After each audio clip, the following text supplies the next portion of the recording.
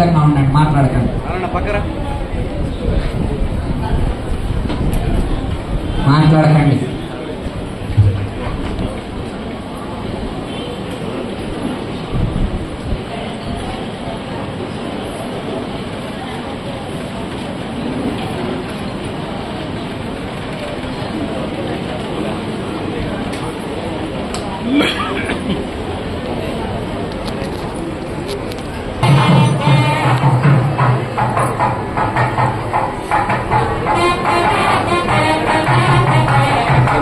ఇగో శ్రీమదఖిల మహీమండల ధరణీధర మండలాకరుడు అయినటువంటి ఆ యొక్క వెంకటాచల శ్రీనివాసమూర్తికి ఇరువురి భామలు శ్రీదేవి భూదేవి అమ్మవార్లకు మాంగళ్యధారణ కార్యక్రమం జరుగుతున్నది. ఒకసారి అందరూ కూడా రెండు చేతులెత్తి ఏడుకొండలవాడ వెంకటరమణ గోవింద నామదముద్రవాడ అనాథరక్షక గోవింద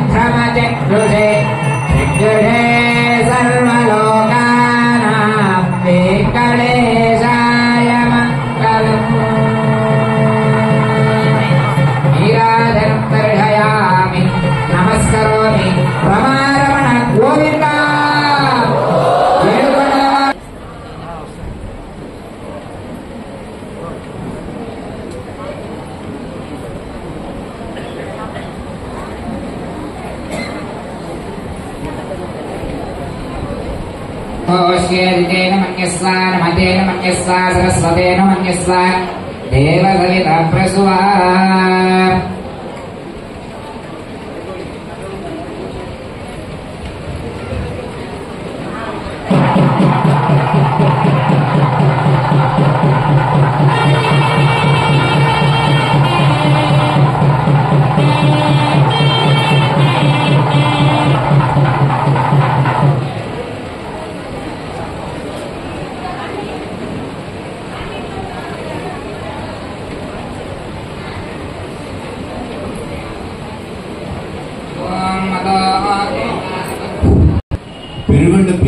పీఠాధీశుడు తిరుమల పాదయాత్రలో భాగంగా మన గ్రామం వేయించేయటం మనందరి పూర్వజన్మ సుకృత ఫలం.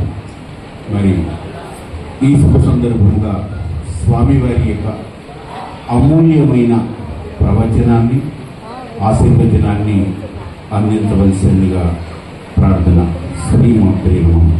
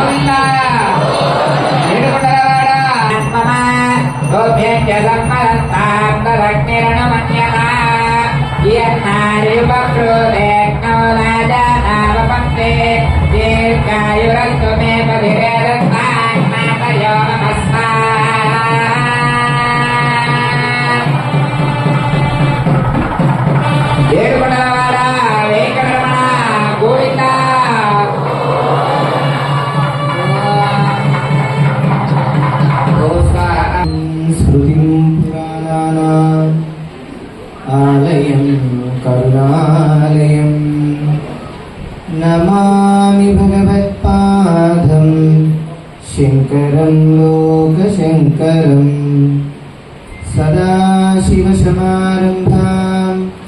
व्यासशङ्करमध्यमाम् अस्मदाचार्यपर्यन्तां वन्दे गुरुपरम्पराम् अज्ञां जाह्नवीतीर्थं विद्यातीर्थं विवेकिनां सर्वेषां सुखदं तीर्थं भारतीतीर्थमाश्रये विद्याविनयसम्पन्नां वीतरागं विवेकिनां वन्दे वेदान्ततत्त्वज्ञं विदुषेखरभारती गंगा भवानी गायत्री काली लक्ष्मी सरस्वती राजराजेश्वरी काला श्यामला ललिता दश कल्याण गुण संपदां करुणारसवाहिनीं गौरीं कात्यायनीं वन्दे वासवी कन्यका परमेश्वरीं। हरि ओम। श्रीमात्रे नमः। अस्मद्गुरुभ्यो नमः। जय वासवी, जय वासवी, जय वासवी, जय वासवी।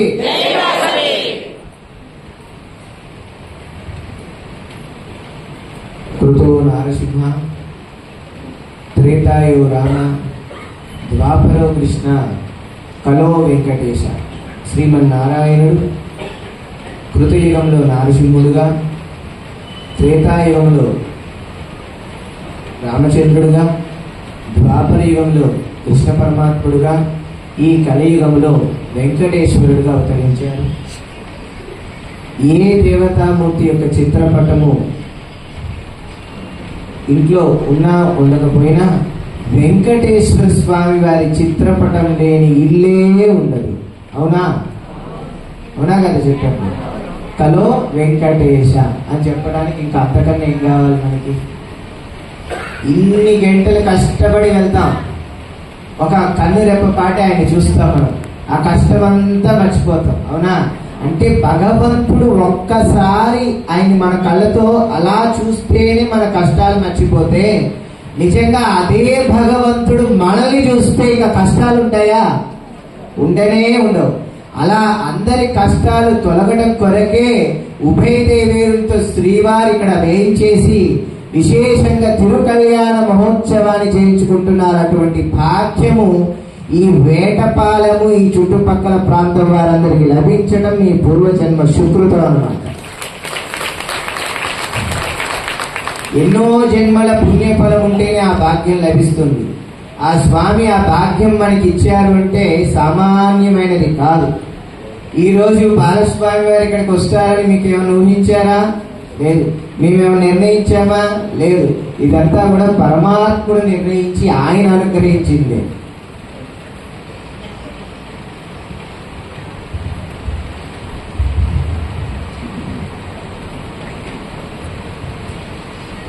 ఇప్పుడు స్వామి ఎంతో విశేషంగా ఉభయ దేవేరులకు చక్కటి మాంగళ్య ధారణ కార్యక్రమం ఆచార్యుల ద్వారా మనం చేస్తుంటే దర్శించాము.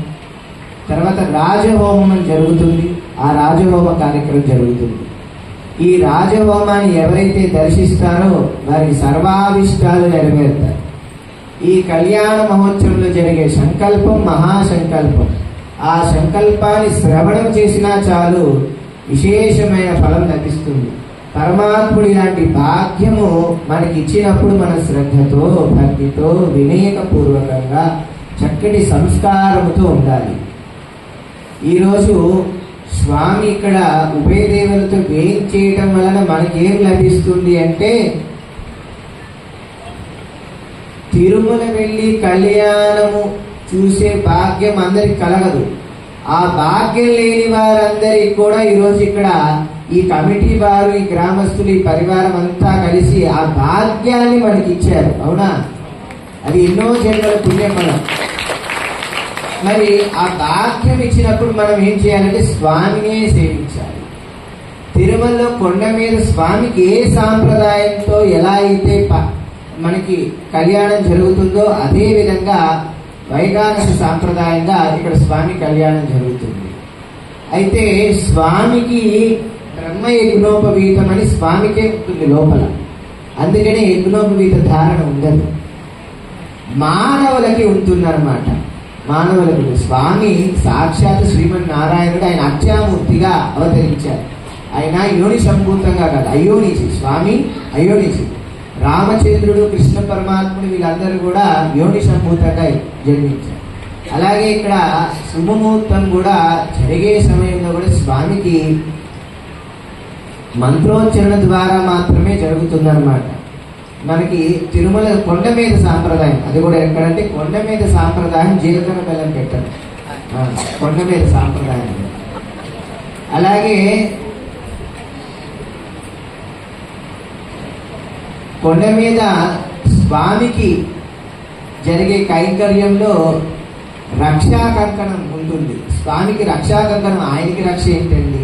ఆయనకి మనకి రక్ష, ఆయన మనకి రక్ష. కంకణం ఎందుకు కడుతున్నా అంటే స్వామి గుర్తుంచుకొని మమ్మల్ని కాపాడుతూ ఉండాలి, అందుకే నీ చేతికి కంకణం కడుతున్నా. ఈ కళ్యాణానికి మా ముత్తు గారు పిలిచారు, వచ్చాము. తర్వాత మా రమేష్ గారు అందరికీ వాట్సాప్లో అన్ని గ్రూపుల ద్వారా ప్రచారం చేశారు, వచ్చాము. మహిళా సంఘ అధ్యక్షురాలు ప్రచారం చేస్తే వచ్చాము. అవునా? ఇట్లా ఒక్కొక్కటి మన మురళీకృష్ణ గారు ఆయన ప్రచారం చేస్తే ఆయన చెప్తే వచ్చాము, ఇంకో భక్తులు చెప్తే వచ్చాము, ఇంకో రకంగా వచ్చాము. వీళ్ళందరూ నీ కళ్యాణం ఉంటే వచ్చాము స్వామి, కాబట్టి ఏదో ఒక గుర్తు మేము తెలుసుకోవాలి కదా. ఎట్లా ఏమిటంటే కంకణం. స్వామి నీకు ఆ కంకణ ధారణ చేస్తున్నప్పుడు ఆ కళ్యాణం లోక కళ్యాణం, మా అందరికి రక్ష కలగాలి, మా అందరికి రక్ష కలగాలి. మా రక్ష నీవే, మా సర్వము నీవే, మా సకలము నీవే, మాకు అన్ని నీవే. కాబట్టి ఇక్కడ కర్తగా నీవే ఉన్నావు, అలాగే నీవే దైవముగా ఉన్నావు, నీవే మమ్మల్ని అనుగ్రహించేవాడిగా ఉన్నావు. కాబట్టి స్వామి నీకు కట్టే రక్షే, ఆ దర్శనమే మా అందరికి రక్ష స్వామి. కాబట్టి మేము కట్టడం వలన మమ్మల్ని ఎప్పుడు కాపాడుతూ ఉండు అని స్వామి గుర్తించారు. అలా స్వామి ఎప్పుడు మనం కాపాడుతూ ఉంటారు.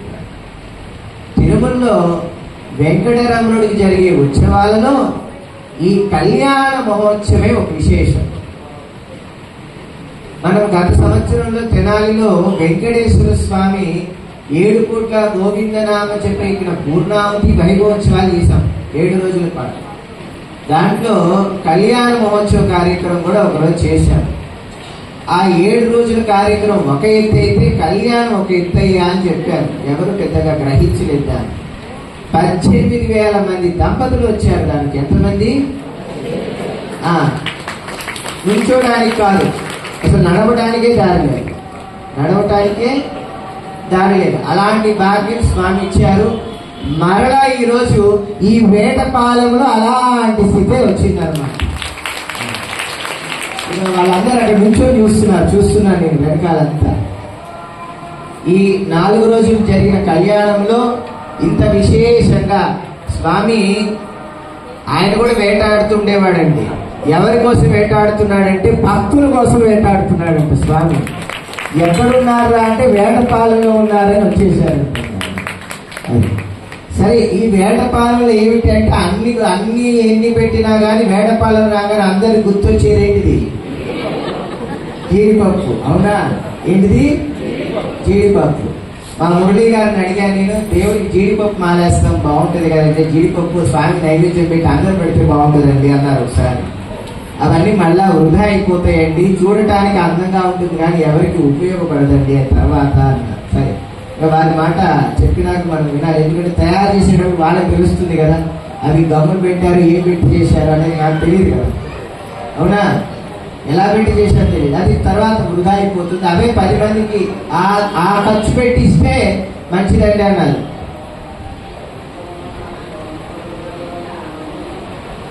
ఆ రోజు నుంచి మళ్ళీ నేను దాని విషయం మర్చిపోయాను. మరి స్వామివారు ఈరోజు చక్కగా ఇక్కడ ఈ జీడిపప్పుకి ఎంత ప్రసిద్ధో ఈ రోజు ఈ కళ్యాణ ఉత్సవానికి కూడా అంతే ప్రసిద్ధి ఈ వేటపాలానికి దక్కిందనమాట. ఎన్నో రోజుల నుంచి రమేష్ గారు ఏదో కార్యక్రమంలో బాలస్వామి గారిని తీసుకురావాలి, వస్తున్నారు, మురళి గారికి వస్తున్నారు, వెళ్ళిపోతున్నారు, ఏదో జరుగుతుంది అటు ఇటు, ఏదో కార్యక్రమంలో కలవాలి, చేయాలి, అమ్మవారి గురించి 4 విషయాలు ఆయన ప్రచారం చేస్తున్నారు, పారాయణం చేస్తున్నారు, ఏదో చేస్తున్నారు. మరి అమ్మవారి ఈరోజు మరి ఇన్ని కార్యక్రమాల్లో మేము పీఠాధిపతి అయినాక ఇక్కడికి రావాలి అని అమ్మవారు నిర్ణయం చేశారు.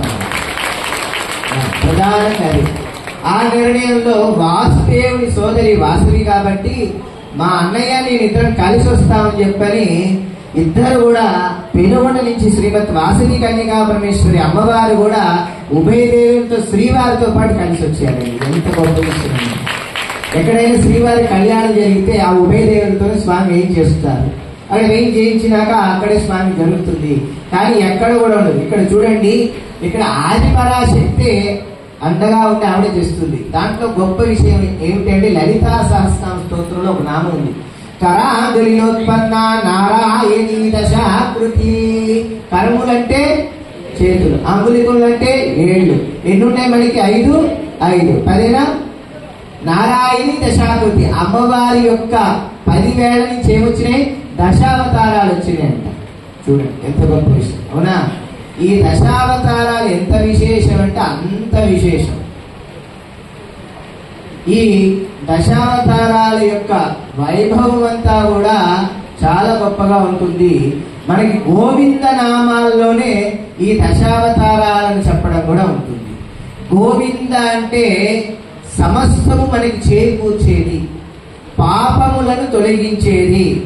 గోవిందుడు జగదేక సార్వభౌముడు, గోవిందుడు సర్వజ్ఞుడు, గోవిందుడు సర్వరూపుడు, గోవిందుడు సర్వవ్యాపకుడు.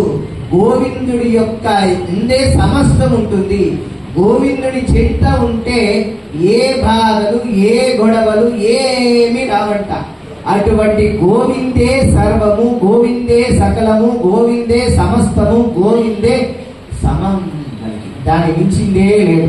ఈ గోవింద అన్న పదములోనే సమస్తము సకలము అన్ని ఉంటుంది. అటువంటి గోవిందుని యొక్క పదసేవలో తిరుమల పాదయాత్ర కార్యక్రమం చేస్తున్నాము. ఈ రోజుకి చేరుకున్నాము వేటపాలెం ఉదయం. చక్కగా ఇక్కడికి వచ్చినాక అమ్మవారి యొక్క గానామృత పారాయణం ఉదయం పూట. మరి ఆవిడకి వచ్చినప్పుడు ఆవిడ తక్కువేంటి, ఆవిడే చేయించుకున్నాడు. మరలా సాయంత్రం స్వామి కళ్యాణం ఇద్దరు చేయించుకున్నారు. ఎవరు ఏమీ తక్కువ లేదు, నువ్వు తక్కువ నేను తక్కువ అని ఏమి అనుకోలేదు. ఇద్దరు కార్యక్రమం చేయించుకున్నారు. ఆ అదృష్టం కూడా ఈ ప్రాంతవాసులకే లభించింది. ఎందుకంటే మేము దీని చోట్ల వెళ్ళాము, చేశాం, కానీ అమ్మవారి పారాయణం జరగలేదు.